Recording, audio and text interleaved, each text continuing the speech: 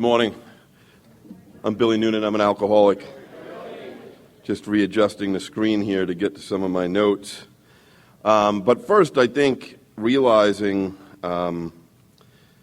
because I was looking at some things this morning to fact check myself because people were even joking, but I know that you get fact checked, so, that's just a sign of the time, so you have to make sure that your facts are right. But I want to start off with a moment of silence because today, without a doubt, is one of the most important days in AA history. 82 years ago today, Bill would enter Towns Hospital and have an event that would change his life and everybody in this room's life, and God knows millions of others. So we could start off with a moment of silence, just remembering why we're here and the importance of today.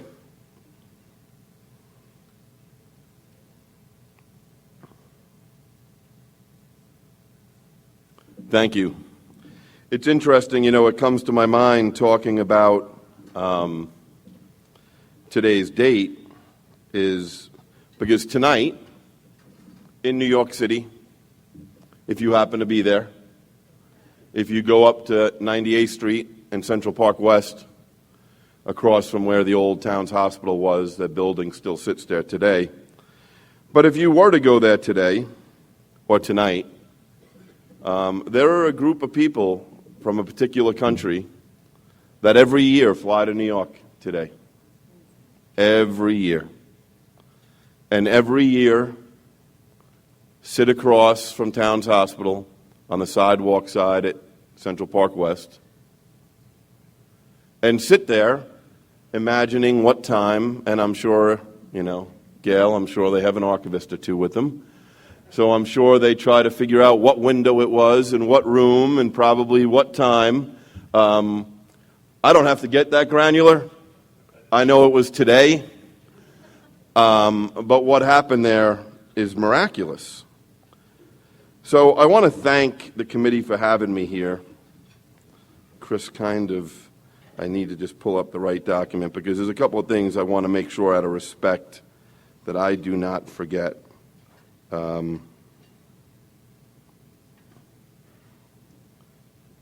So last year, I spoke here. I will be off the stage by 8:45 this morning. Last year, I even had a little bit of a shorter time, but I want to make sure the next speaker starts on time. I want to make sure that if anybody wants to talk to me, that I don't interrupt that. But also last year, we had introduced recurring contributions last year at G.S.O., a simple way for a member to give $3 or $5 a month automatically if they want. And last year when I came here, we had about 93 of them. Today we have over 500. And I can tell you a lot of that started in this room, that people went home and told people. So, just for anybody that doesn't know, you can go to www.aa.org and you can set up a recurring contribution. The other thing I want to say, without making any jokes about it, so in typical Clancy fashion last night, he gave me a great compliment, but then added on a typical Clancy second part of his statements, right?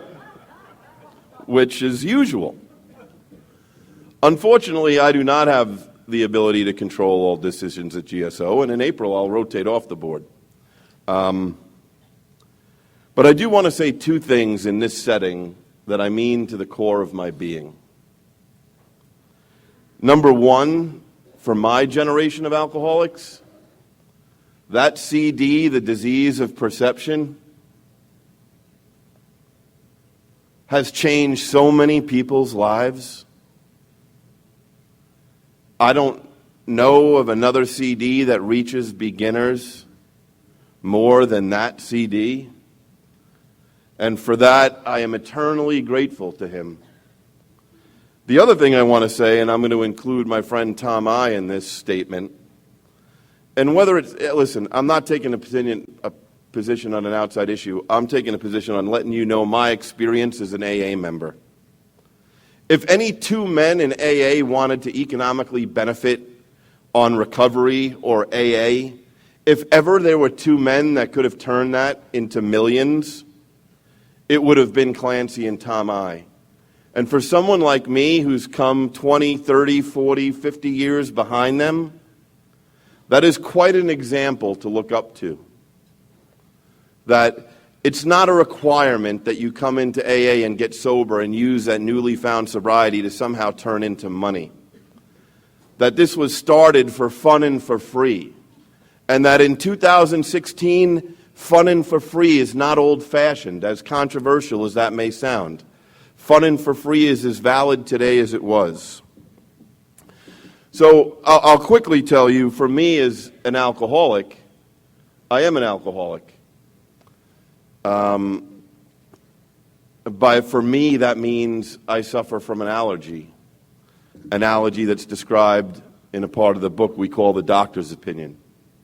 I'm one of those people who never crossed a line, never been addicted to alcohol. I'm one of those people who that doctor wrote about. I'm one of those people who, once I take one drink, I cannot not have another. I have to have another. It's physically impossible for me not to have another. And then as our book goes on to further state, once I'm completely physically sober, unfortunately my mind tells me that I am starting to feel uncomfortable in my own skin.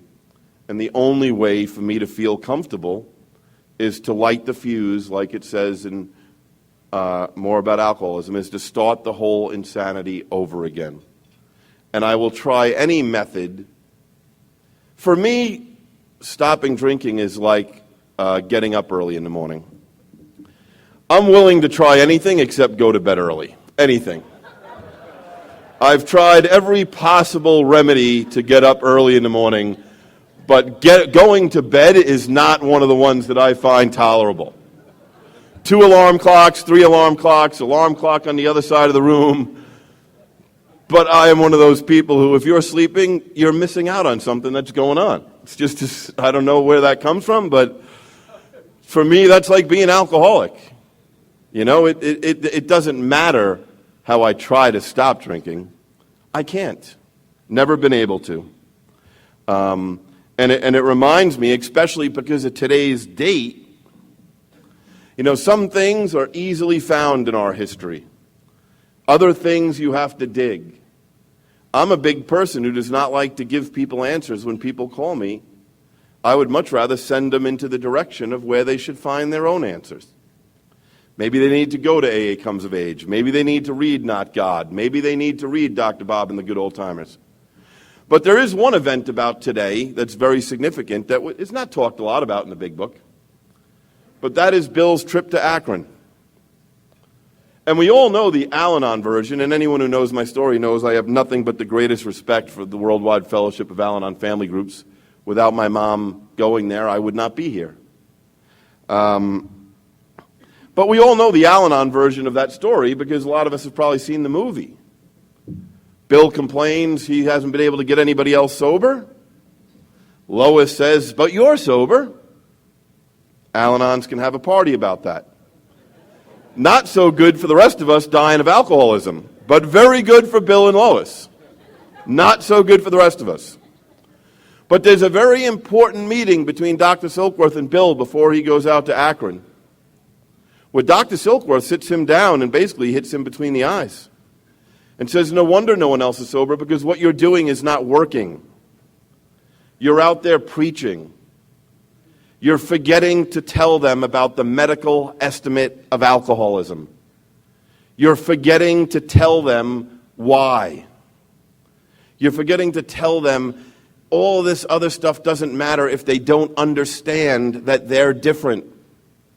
That they suffer from an internal condition that is not caused by anything external. And that's what Bill went out armed with differently to Dr. Bob. That meeting in that gatehouse, one of my greatest days in AA is going into that gatehouse. But Bill went there and talked about the medical estimate of alcoholism.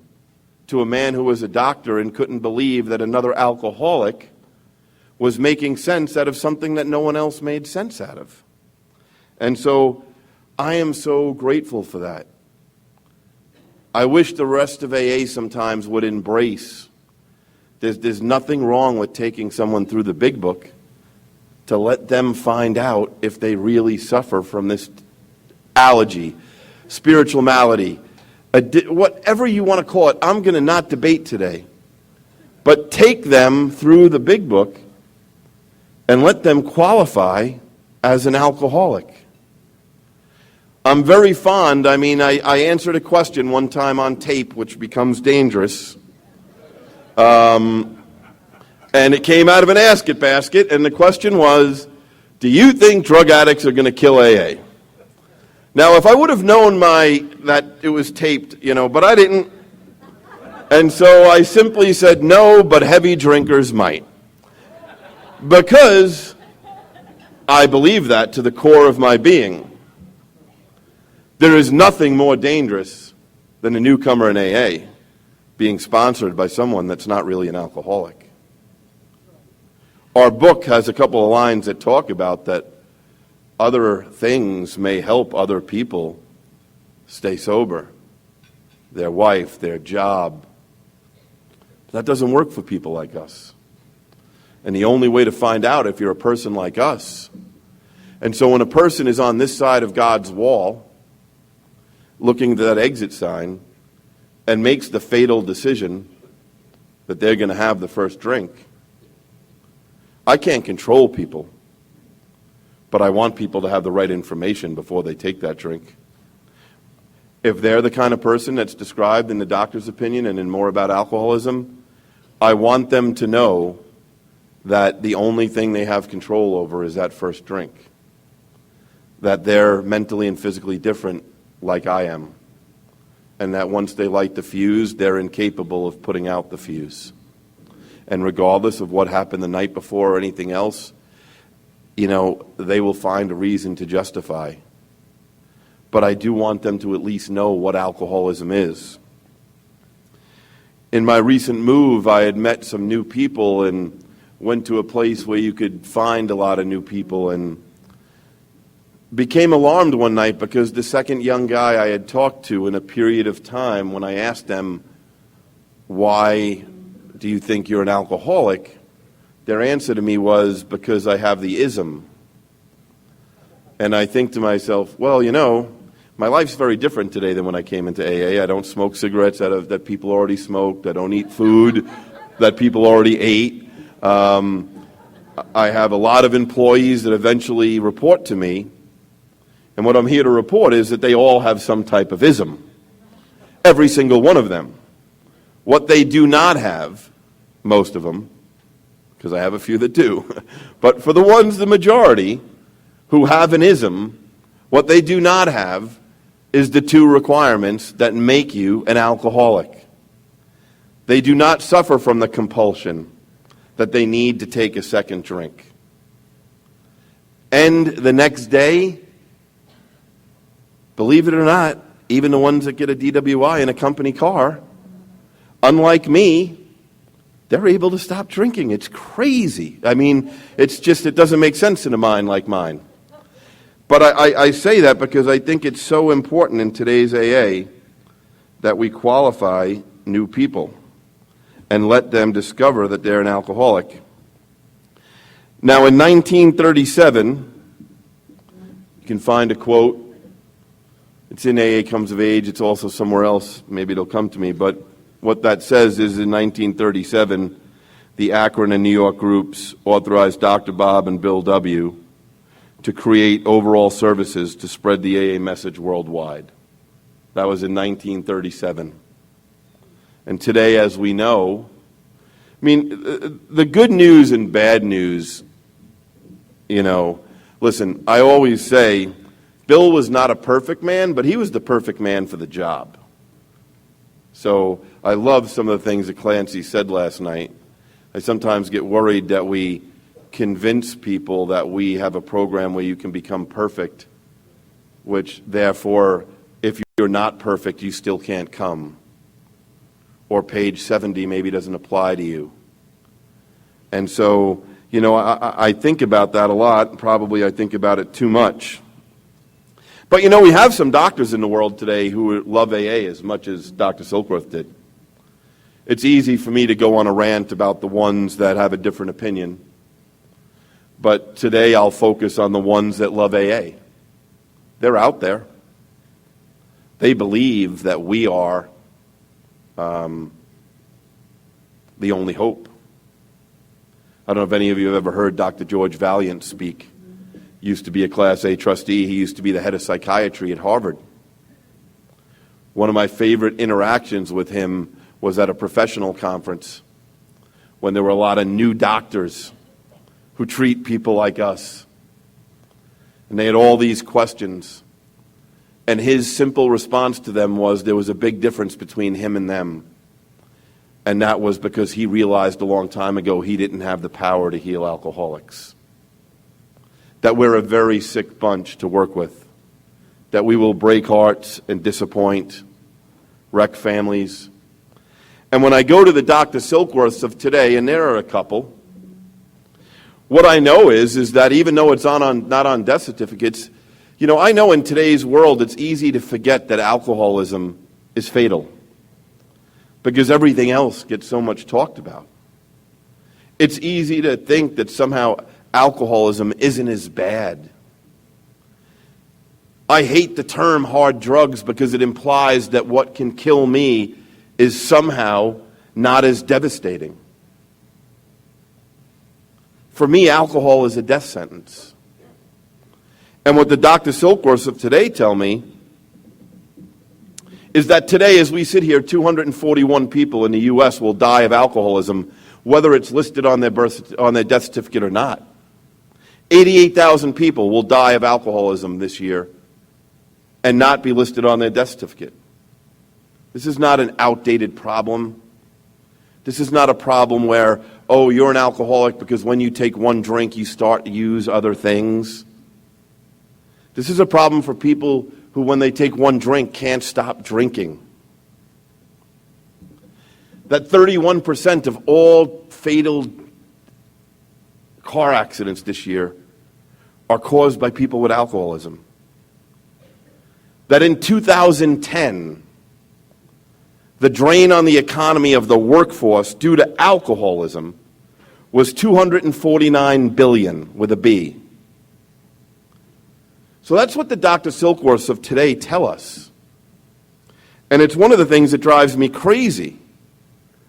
That somehow, what drives me crazy is the belief that somehow alcoholism isn't fatal or not as dangerous as other problems we hear a lot about. And the other thing that drives me crazy is that miracles stopped happening on Mother's Day of 1935. I know last night all around the world, in groups and clubhouses and everywhere, miracles occurred. But that's the sad reality of when you travel around, for me as a trustee, that I know that today, while it's the 82nd anniversary of Bill going into towns, I know a lot of people who woke up this morning like we did.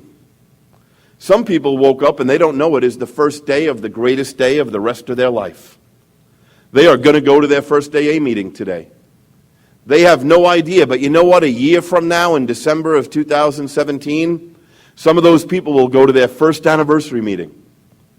And for the people, this is like the boot camp of the most passionate alcoholics, on God's earth, come here, every December.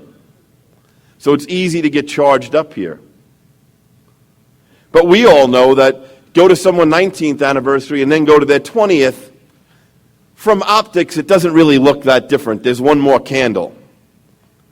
When you go to somebody's 1-year anniversary and you can compare it to day 0, it's miraculous.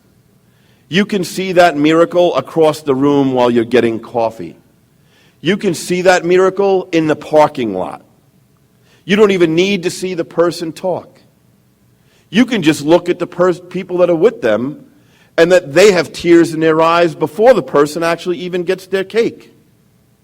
I know that's happening today all over the world. But unfortunately, I also know there's another thing that's happening today. I know today that people woke up and their lives are forever changed because of alcoholism.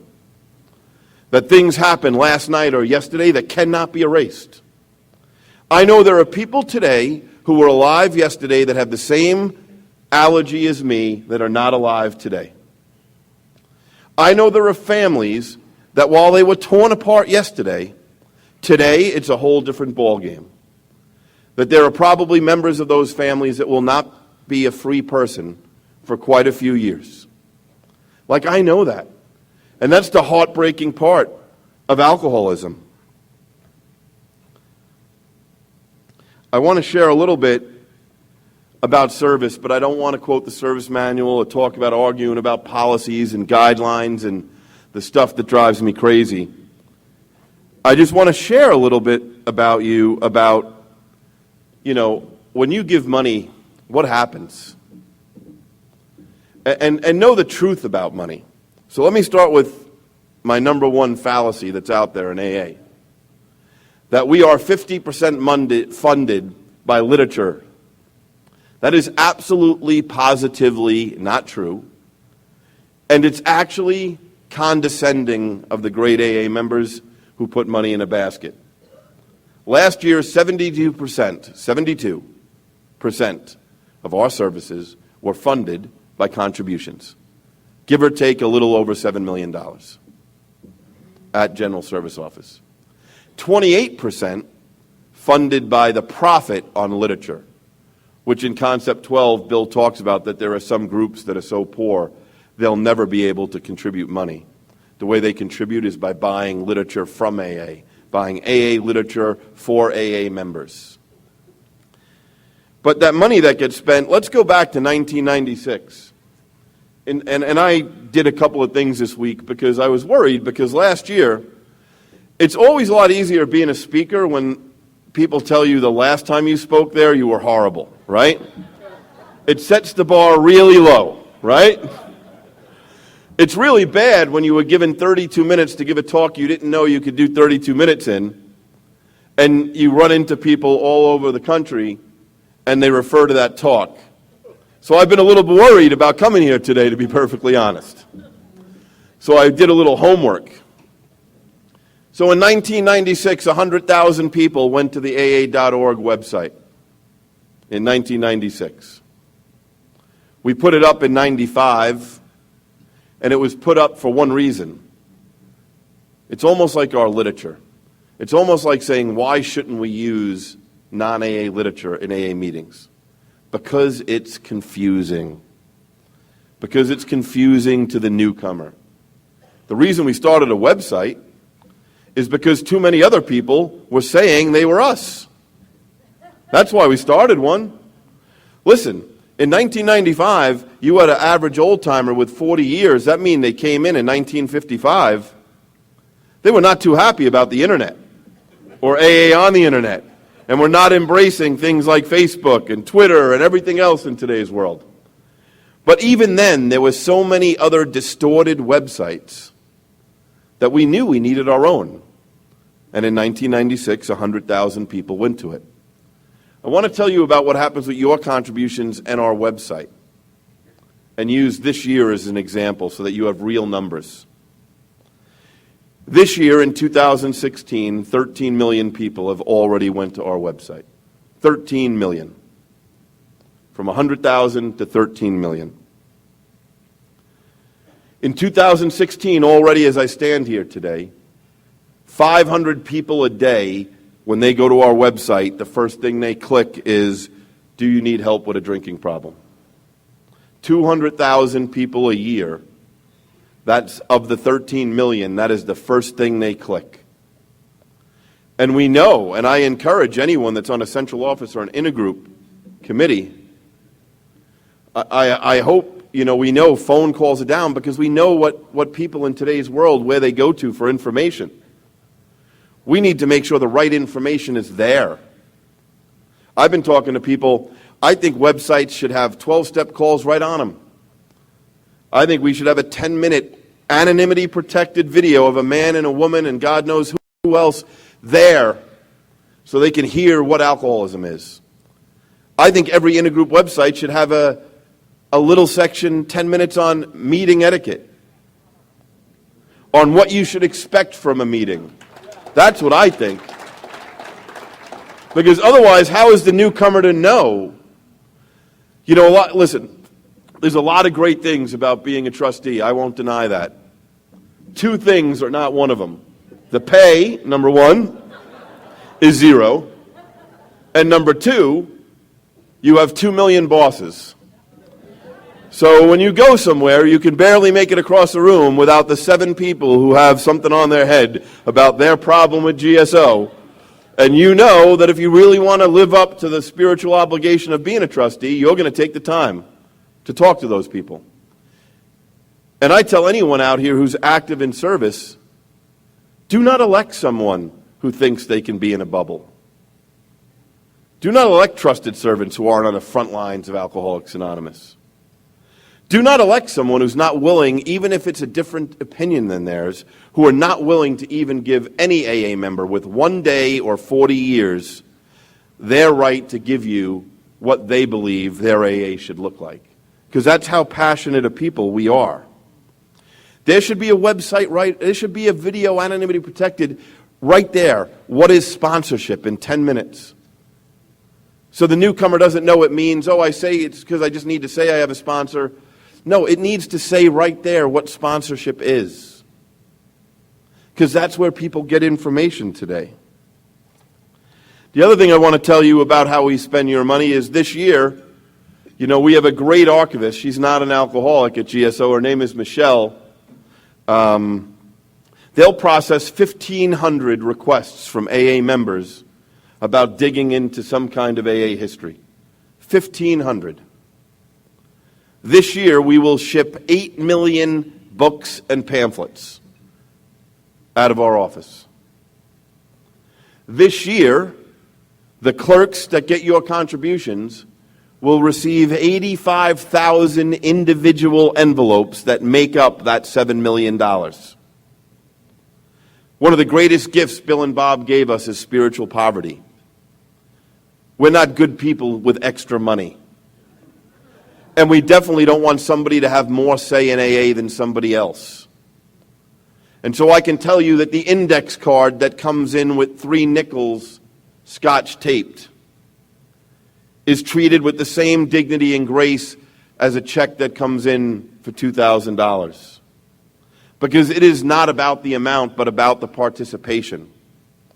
That 15 cents means that much to some group or somebody, that they wanted to make sure that extra money was used towards carrying the message. And if you're active in groups or areas or districts, I mean, you can just go back to the Don Pritz rule. If they're spending too much time talking about something that has nothing to do with carrying the message, well, then call them on that. If they're spending too much time arguing about semicolons and periods and commas and everything else, but not about how are we getting more books into a correctional facility, call them on that. Make sure that money is being used for a stated AA purpose. This year, and this is incredible because we only have 82 employees, and we only have 12 alcoholic staff members, but this year, those 12 alcoholic staff members will respond to 90,000 emails, letters, and phone calls. 90,000. This year, 7,000 letters, about, I guess, 20 a day that is, will come in from male men and women who are in correctional facilities in the United States and Canada this year. That's about, like I said, 20 a day. There's a man, is Clarence in the room? He's right there with his hand up. So it was my honor and privilege to meet him yesterday. Just go off on a little bit of a side tangent. Clarence, are you celebrating 51 years soon? Is it 51? 52. I don't want to deprive you of your year, believe me. I'm sure it's as hard-earned as my 26 are. But I want to share a little story. Because even this year in the world of technology, 400 AA members in extremely remote places, G.S.O. will coordinate those AA members speaking to other alcoholics through the Loners International program. The reason I mentioned Clarence is because Clarence was on a submarine in the early 60s, and his home group was the Loners International program. And when he pulled into a port and got his bag of mail, and there were letters, he remembered a woman, Cora Louise, who used to work at G.S.O., and he used to get his letters and other letters from other alcoholics around the world. And he told me that that was his home group. He was on a submarine doing his duty for this country, and yet his home group was this woman at G.S.O. who coordinated making sure that he could keep in touch with other alcoholics. Those are the things that happen at G.S.O. The big book today is in 69 languages. There are 87 pieces of AA literature that are in other languages. There are 63 other countries that have general service offices. I want to share with you, because I told you how worried I was about being here today. So there's a lot of great AA history places, right? I'm sure we've all been to a lot of them. There's Akron, but then you can divide Akron. What's your favorite thing in Akron? You know, is it the ward at St. Thomas? Is it the Intergroup Archives at Akron? Is it the Gatehouse? Is it Dr. We could split. And then if you ask that question to regular AA members and then have a subset of archivists, the archivist will divide the top 20 categories into about 100. We all have our favorite. Stepping Stones, Bill's house in Vermont, the graves. There's so many out there. One still on my list to go to is Clark University in Worcester, Massachusetts. I believe the real birthplace of Alcoholics Anonymous. That's just one man's opinion. Just me. Because in 1909, just 10 short months before William James would die, imagine that. His last 10 months of his life, the man who wrote Varieties of Religious Experience gets invited to go to Clark University to get an award. And they invite somebody else, a doctor named Sigmund Freud. And that doctor had a young protege intern named Carl Jung. And so while Sigmund Freud is getting his award, that young doctor meets a man named William James. And they have some conversations that changes Dr. Jung forever. He goes from being this Freudian-based person to becoming a man that believes what William James told him, that over the history of the world there have been sudden spiritual upheavals that have happened in people that have been so drastic that they have been able to have complete psychic changes. And I thank God in his last 10 months of life. Because what happens if Roland Hazard had met Dr. Jung, but Dr. Jung had never met William James? Seconds and inches. But that's just one crazy AA member's favorite place, right? I put myself in the crazy category. But I have a favorite AA location that I'm going to share with you. So I'd be curious, how many people here have been to Stepping Stones? That's awesome. How many people here have been to Akron? That's awesome. It's so sad that in a lot of places, all those hands don't go up. How many people have been to the General Service Office in New York? That's awesome. Let me tell you about a place I think everybody who comes to New York should visit. I'm going to tell you how to get there. When you're in Midtown, walk over to Grand Central. And as you're walking west to east, and you're walking towards Grand Central, pass it, and you'll run right into Lexington Avenue. Make a sharp left at Lexington Avenue, and go a block and a half down. Look up in the air, and you will see something that says, the Grand Central Station Post Office. Walk in that post office. Go about 20 feet in and turn right. Now, I'll tell you right now, my email is W as in William, B as in Brian, Noonan @hotmail.com. So if you want a picture of what I'm saying, just email me. But walk in 20 feet and turn right and walk straight ahead. Because we think we just have this newsletter called Box 459, which, by the way, you can go online and register to get electronically. But that's more than a newsletter. When you walk in and turn right and go 20 feet, you will walk right into an old, beat-up post office box. The longest tenant post office box in that post office. Box 459. It's so old that it still has the old-style post office combination on it and a key. A geek like me, I've been trying to find in our archives what that combination has been for years, but I can't find it.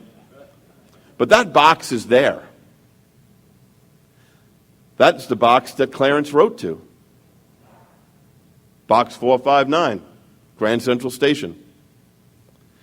But what I wanted to share with you when I was worried about being here today, and what I wanted to leave you with, is I happened to be at G.S.O. We had a board meeting Friday, and that's why I apologize to the speakers I meet, but I took the last flight out of JFK Friday night.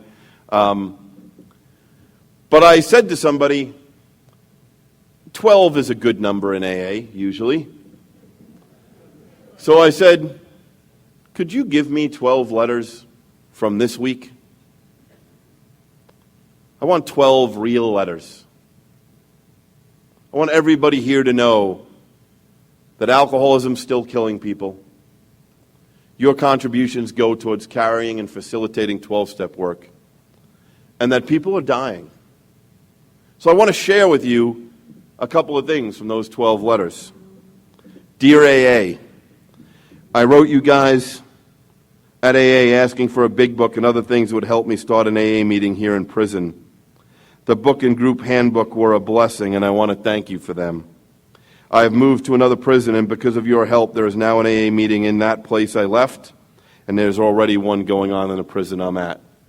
That's a letter this week. I'm just over 11 months sober, new letter. I was in county jail for 3 months, and it was a great place to do 12-step work. Armed with my big book and a schedule of local meetings, I talked to anyone who came in who would listen, and some who didn't want to. I'm sure a few of us in this room know of that. I'm now in prison. I got sentenced 3 to 6 years. I find it hard to look at this as a blessing, but harder to look at it as anything else.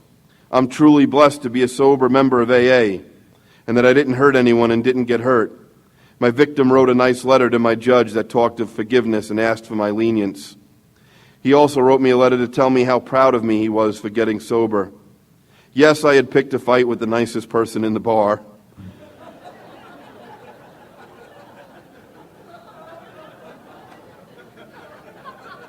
Here in my pod, we started a group. We are only a dozen men. We only have 2 big books and 1 12 and 12, and half a copy of AA Comes of Age. I often think the first groups were probably 4 or 5 guys huddled around one book. I think it's the closest we get to each other in this place.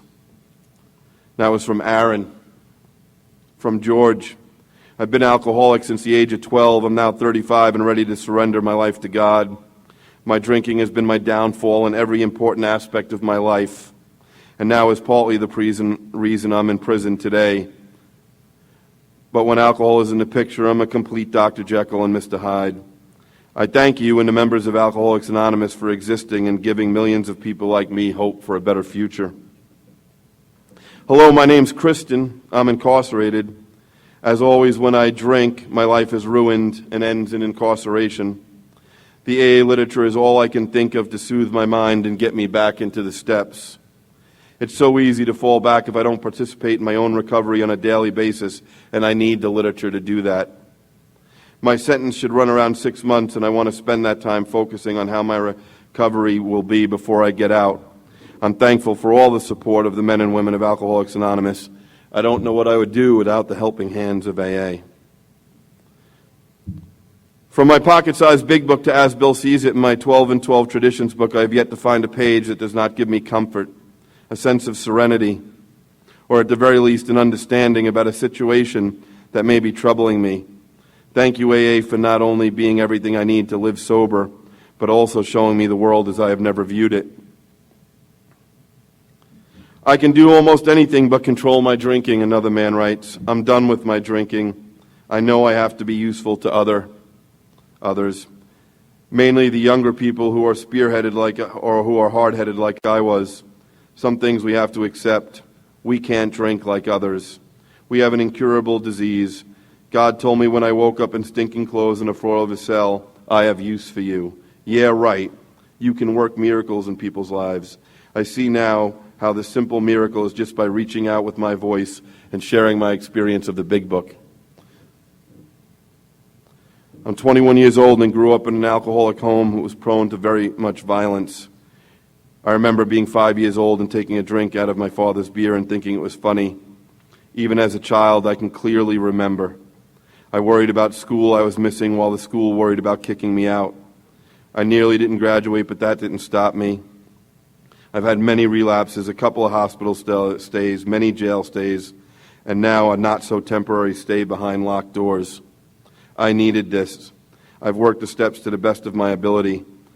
I know I'm not supposed to doubt myself, but I doubt that I'm doing my recovery is enough.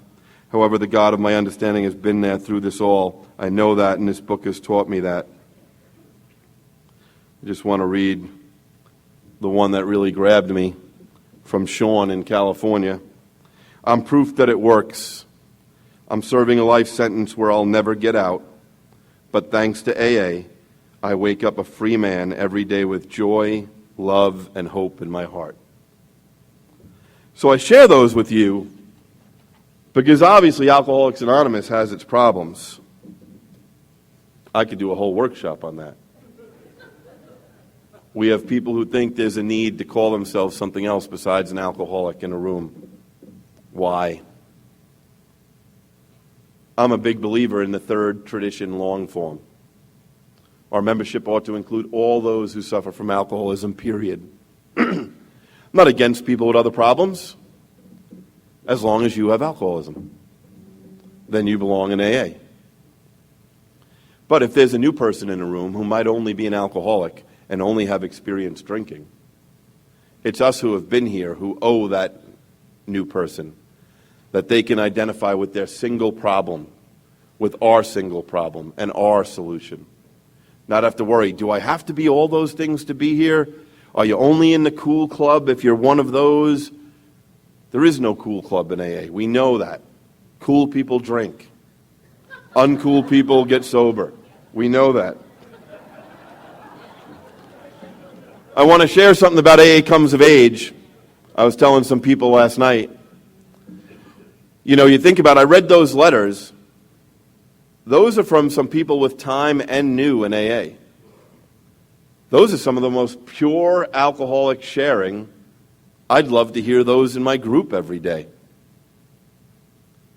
So when people say people are only showing up in prison to get a cigarette in the old days, or to get, obviously not true. There are people who need AA. And they're AA members as much as I am, no different. We don't have any class system here. But you know, AA Comes of Age in 2010 at San Antonio, I'm sure some of you were there, and you know that there's a yellow special edition of AA Comes of Age. Soft cover. And I was sharing with somebody why we created that. We created that because there's a man serving a life sentence in California. That man will never get out. That man is freer in that prison than a lot of our people in our meetings outside, as a power of the 12 steps. His lifelong dream as a sober member of AA was to read AA Comes of Age. He never got to read it. A lot of you know you can't bring hardcover books in prisons. At that time, there were no electronic books. All he wanted, his bucket list, and I'm sure there are some people in this room like me who are as selfish and self-centered as I am, his bucket list was to be able to be given the honor and privilege to read AA Comes of Age. And so the board decided, you know what? This guy writes us all the time. He's not going to give up. We have this convention coming up. Maybe we can do something. It would be impossible to create one special edition, AA Comes of Age. Not impossible, but there's a lot of roadblocks to it. But maybe we'll make that the souvenir at the convention. And I've had the honor of talking to a lady, Diane, in California. She's like 75 years. I'm guessing she's 75. Kent could correct me, but I think has to be in her 70s. Plays tennis like most 30-year-olds, and is still bringing meetings into correctional facilities. And I got to hear her tell me about how much it meant to this person. And I would just close by saying, leave here and make your group better. Yes, there's a lot of people here who don't believe with decisions made, they believe, higher up, which I call lower down. But those only happen if you don't take great care in electing who your GSR is. You want to elect someone who really doesn't want the job? You want to elect someone who's not going to show up? Or should you elect a passionate, active member of Alcoholics Anonymous who's going to go there and make sure that the way the people in this room think, that message gets to those area assemblies? If we don't do that, then we have no control over our future. If we keep telling people that a resentment in a coffee pot is the way to fix AA, that's not the way to fix it. I know it sounds good in meetings. It kind of is like that horrible statement, my worst day sober is better than my best day drinking. That's not my story. I've had some horrible days sober, and I had some great days drinking. Don't ask me to compare. But don't elect someone who doesn't care. Take back AA. And the only way to do that is to elect people who care about AA. We need active members. And we need to keep an eye on the traditions. And this is what I'll close with. We need to keep an eye on them. We need to stop letting people use the fourth tradition as a reason to break the other 11. It's really time for that to end. Group autonomy has nothing to do with our 12 traditions. Call them what you want. Customs, I don't care what you call them. You want people to wear a suit and tie where you have a meeting? Great, but that's not a tradition. You want to have a sheet cake? Great, but that's not a tradition. You want to tell women how to dress when they come to a meeting? Be my guest, but not a tradition. Neither money nor conformity should ever, according to the first tradition, ever. But when it says there, and they'll use it as a loophole, my ears always perk up when someone says, but the fourth tradition, because there's a very important sentence there, unless it affects other groups or AA as a whole. Well, I just want to share my experience. If you're breaking a tradition, you're affecting other groups or AA as a whole. Period. End of sentence. If you're voting on a custom, if you're voting on what kind of coffee you like, if you're talking about whether you give out birthday envelopes, have at it. Have a 4-hour business meeting. But the fourth tradition was not created to be some kind of veto power over the other 11. It just wasn't. And I would tell you to watch out for AA's future. I'm not scared of it. I look at this room. I look at the International Convention. I believe that if Bill and Bob came back to life one day in Atlanta and were in that meeting on Saturday night, I think they would be in the back of that room with tears in their eyes, wondering how so many countries had Alcoholics Anonymous, wondering how so many people of different paths and religions and races could all embrace the same 12 principles. But it's easy to want to, focus on one or two things, but listen, we got to focus on anonymity. It's half of our name. It's not outdated. It's half of our name. And there's two traditions that apply to it, the 11th and the 12th. The 11th is the only one that talks about saying you're an AA member. The 12th talks about the humility that we don't get rewards for being sober. We don't get accolades. It talks about the humility in the traditions. And we have to worry about affiliation. There's nothing wrong, I think, or un-AA about wanting to keep AA. That doesn't mean we don't cooperate with other people, but it means preamble to prayer, AA is AA. And there's nothing really old-fashioned about that. So I really want to thank the committee for asking me back here today. It's an awesome honor to participate in any meeting of Alcoholics Anonymous, especially in a meeting like this with so many active, passionate members. Sometimes it's very easy, and I'm going to close with this, that when you come to an event like this, you can get on a plane and you can leave and you can say, God, I wish I could have all those people in my home group every day. But guess what? I think God is pretty smart enough to know we should never all be in the same home group every day. Take a good look around this room, right? I think God has a plan, that there's a responsibility on people like rooms like ours to go back home and not be afraid to talk about AA and AA. Thank you very much for my sobriety.